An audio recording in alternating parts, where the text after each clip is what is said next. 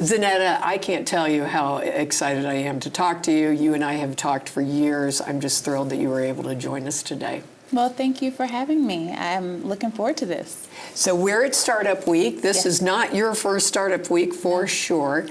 Tell me a little bit about what you think Startup Week means to our community and to your founders. Yeah, absolutely. So I think this may be my 6th or 7th Startup Week. When I was kind of new to the tech scene here in Colorado, the Colorado Technology Association was my first foray into the tech community, but then I kind of blended it with the entrepreneurial ecosystem and started coming around Startup Week when I was at Aero Electronics, running a couple different areas of global marketing. And I was surprised at how vibrant the community was, and to learn that this is the largest startup week in the country, and I imagine in the world. Don't know that for sure about the global footprint, but I recognized immediately how important this community is, and especially how important it is for entrepreneurs to find each other. Now that I've moved from corporate in the past 5-6 years and into entrepreneurial areas, it's such a lonely journey to be an entrepreneur, to be somebody who has this vision for changing the world, for starting something new, and not necessarily maybe having a team or having a team here. And then you had the pandemic that hit, and so that kind of put Colorado Startup Week, or Denver Startup Week at the time, virtual. And the community changed. And so this is the first Startup Week, now that it's called Colorado Startup Week, where the community, I feel, is back. This has been such a vibrant time this week to see people engaging, to see folks from different parts of the state coming around, different types of organizations. We've partnered with so many different entities this week. We're doing Gusto with a company called Gusto later today. This week we've done Colorado Startups. I've seen Startup Colorado here as well. Techstars, of course. We were up in Boulder yesterday, so for FounderCon. Just everybody just kind of assembled in this one place at this time. And it's been really, really special. Well, you said something about recovering from COVID, and it seems in so many ways so long ago, but I think we have this vitality in Colorado that we just move forward. Yeah. And I think it's worthwhile to pause and say it's been a long recovery. And I do feel that we are in growth mode and not in recovery mode from that episode in our lives. Yeah, it's a great time for opportunity, for sure. Well, I'm excited about what you're doing with Access Mode. Can you tell our viewers what Access Mode is and what your vision for the operation is? Yeah, absolutely. So Access Mode is an entrepreneurial support organization. We support entrepreneurs, primarily tech entrepreneurs, that are those who've been historically excluded from the opportunity to build and scale tech-based businesses. And this idea came about during the pandemic that we just talked about. I had left my corporate role and was thinking to launch out, or had launched out on my own to do some consulting, and got involved with Energize Colorado, that was set up under Governor Polis's direction to help PPP funds that were coming in from the federal government help small businesses. And there were kind of different focus areas: women-owned businesses, veteran, rural, front range. And as I kind of moved into helping out with the BIPOC, which that term stands for Black, Indigenous, People of Color, moved into helping with that segment of businesses, quickly began to understand how much more the impact was being felt on that particular segment of businesses. They were dropping out of the pipeline and closing doors and not able to get the funds that they needed. That's where I met my co-founder, Kevin, who's actually originally from the DC area like I am, which is, we grew up probably about 20 minutes from each other, but we didn't meet until here. And he kind of told me his story of moving to Colorado from the DC area, moving he and his family to start his third venture. And he had already sold a tech-based business. He went to Wharton. He'd worked on Wall Street. He has this really storied professional professional career and came to Colorado for an opportunity to start his next business because he learned about our vibrant ecosystem. But when he got here, he did not get the help he needed. And I started thinking, my gosh, if this guy with all of these credentials came to Colorado as a black man and is not able to move a tech-based business forward, Colorado, we have a problem. And he and I talked about it and decided that, instead of just talking about it, not complaining about it, we were going to do something about it. Because as you know, I like to do things about things. Right. Nobody's going to save you. You're going to save yourself. That's absolutely right. And so we kind of began interviewing other founders in the state, founders from Black and Latino, Asian American, Indigenous communities, asking them about their desire to build tech-based businesses and how they were going about their journey, and they just were kind of stuck. And so we took the idea to Brad Feld was the executive director of the board at Energize, and Wendy Lee was the CEO, and they were incredibly supportive. And that is the kind of the gold mine in Colorado is this kind of give first, this opportunity for when you have an idea or when you recognize a problem and you bring it to people who are typically used to helping to solve problems, they also get stuff done. And so, Brad was a major supporter of ours to get us going, and we looked at different models we could do. Were we going to do an accelerator, a boot camp, an incubator, just kind of some classes, and talking to the folks at Techstars, we figured Techstars is actually such a great model. The way they set up their content, the way that they connect people, that give first mentality. And we said, why don't we create something to help those who are people in this community who have great ideas, who want to spark ideas and innovation, who want to build MVPs, which are minimal viable products, their first kind of product in the market from a tech perspective. Why don't we help them in this way? So we went through the Techstars program.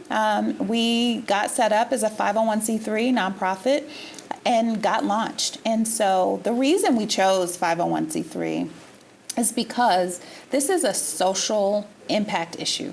It's not just, it's also an economic issue, right? Economic mobility issue. But you can't take this underserved population who's been historically underserved with the massive amount of gaps in opportunity and say, hey, let's just do it the same way we've done this thing over here. It takes a different type of model. It takes a different type of support.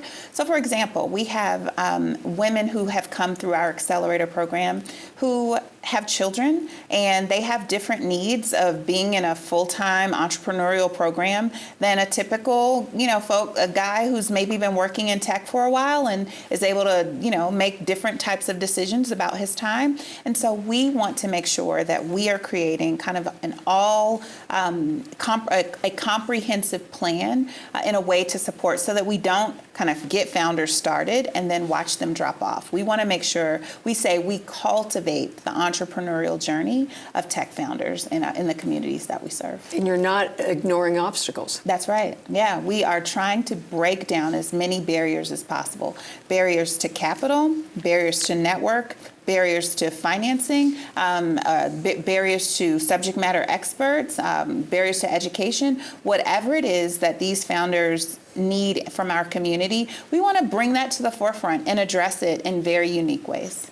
Well, what I love is you didn't talk, money is important. Money is really important, but that's not what you started with. You were talking about support and mentorship. Absolutely. So yeah, I was going to say, there are all types of programs that we run. One of them we just ran this morning. This is what I call my CEO signature event. It's speed mentoring for women business owners.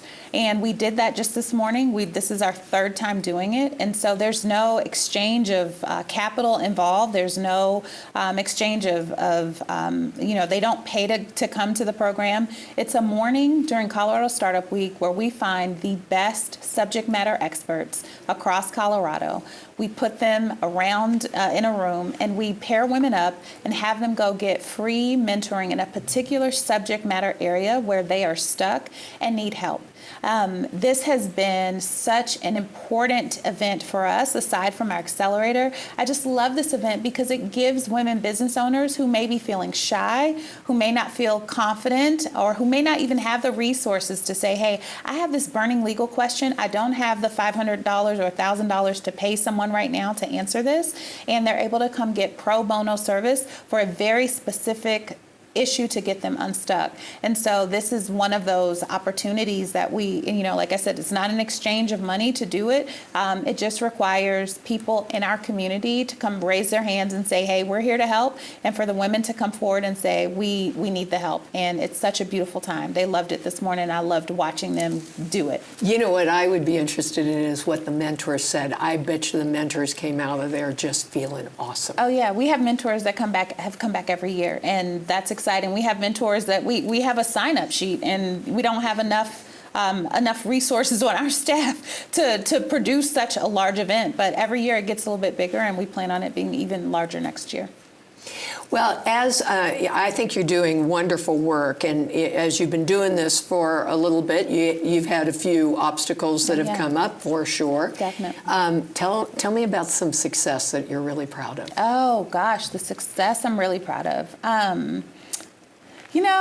I appreciate this week in particular, Colorado Startup Week, because it does help me measure success. So when we first started 3 years ago, came to Colorado Startup Week, not a lot of people were stopping by to say, hey, how's it going? Or what are you guys into? What are you doing? And then you get to a couple of years down the road, a few years down the road, and it's like I can't walk in the elevator without seeing somebody I know and somebody who's helped Access Mode along the way, or just walking down the street around the building. It's constant hugs and love, and the support that we need to continue building Access Mode has really been one of the products of this community that we're in here in Colorado, for sure. Well, you've talked about the Give First ethos, and I feel it every day. We really do have a growth mindset. If you win, we can both win. Absolutely. It's not a win-lose kind of proposition. So I love that about our state. Yeah.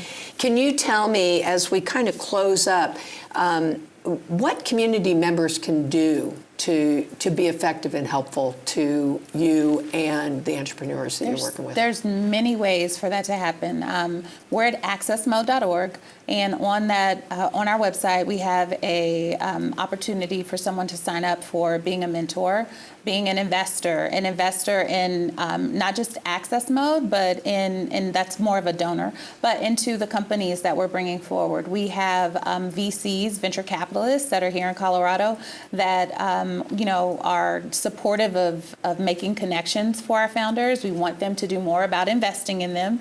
And we also are doing a breakfast on October 1st. I don't know when this airs, but we very much appreciate Seth Levine and Wendy Lee, but also Brad Feld is raising a paddle to come out and continue the support of our nonprofit. So, we take donations tax-free, and just come around and give support from a mentorship perspective, from a hoorah, keep going perspective, but financially for sure, as government grants have been pulled back for the type of work we do. I took the main stage on Monday here, and one of the things that there was a line of people that came up to me afterwards. I was shocked, and one of the things that kept resonating with them, I said, the term DEI, I'm not afraid to say it. It may be dead, right? And that's okay. I don't mind the term being dead, but I'm still here. The community that I serve, we're still very much alive and still very much needing to bridge a gap in our community. And I want to see Colorado continue to help bolster up this community because, like you said, when we win, everybody wins. Zaneta, it's always uplifting to spend time with you. Thank you so much for your time today.